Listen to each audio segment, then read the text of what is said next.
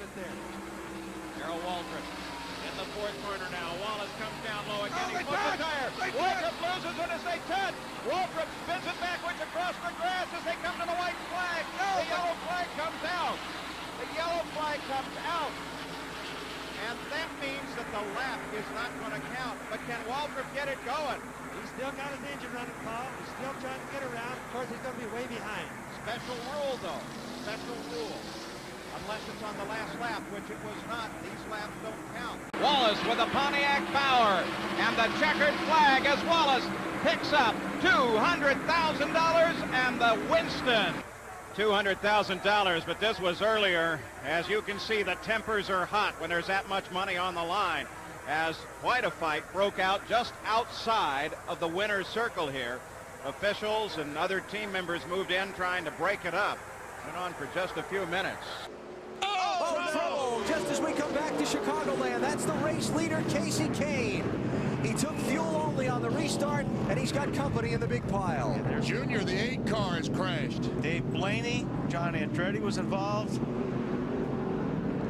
4 tires, no tires, 2 tires. And Jeff Burton, the 99 car. You think somebody spun their tires on a restart? No, because Tony Stewart jumped up on the outside of Sterling Marlin and passed him on the restart, which was legal, but he might have made contact with the 9 car. Scott Riggs with damage. He was having a good run.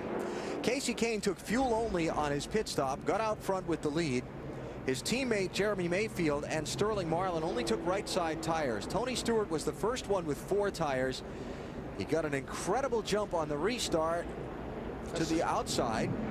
You see Blaney waiting for help. I'm interested to see what happened myself, Wally. Wow. BP, there's a big fight in the 20 pit. Tommy Baldwin, a number of the Dodge guys came down to talk to the 20 crew members. NASCAR officials do have Tommy Baldwin. They are trying to break this up. Huge altercation down here in the 20 pit, guys. Man. Here's my point on this deal, guys. When some guys take tires, some guys don't take tires. If you don't have new tires, you can't go into turn 1 as hard as the guy that's got new tires.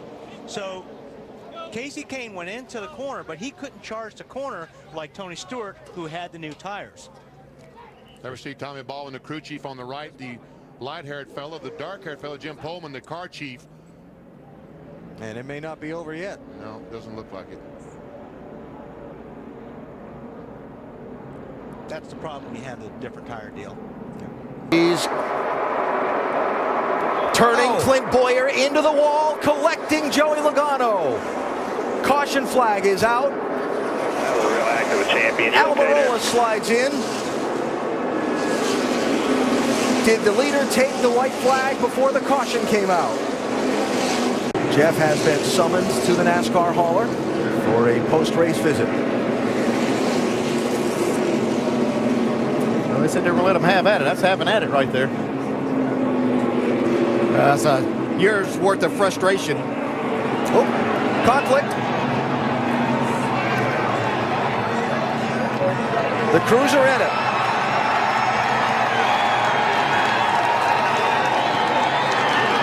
And somewhere in the middle of that is Jeff Gordon.